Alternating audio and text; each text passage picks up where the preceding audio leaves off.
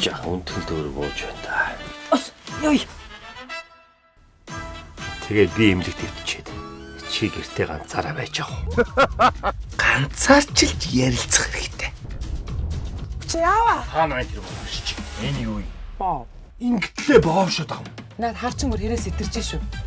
Энэ модод ажиллахаа болсноос хойш сэтгэл санаа бүр л хүнд байдаг бол. Маа! Би өрөөдөр санаа зовлох гэж ирлээ. Болов уу? Энэ сум бол миний 69 дэх сум байгаамаа. 69 гэж мэдхүү. 69 үү? Игш мэдэн штэ. Манаагатай байна. Миний ярьж байгаа юм машин тэрэгтэй ямар ч холбоогүй. Вакуумжуулсан сургалтаа. Вакуум хадаагийн хаа гэж энэ нутаг усаар чинь ярьж байна. Би уролог, андрологийн эмчээр төгссөн. Вау! Та энийг хэрэгэлт юм уу? Энийг манай найз Америкаас явуулсан. Эн чин биш үү? Аз жаргалын үүдийг нээгч гэж байгаа байхгүй юу?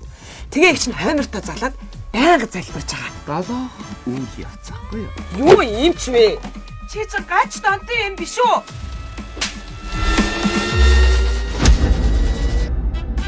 Дэ боксоо татаад үз.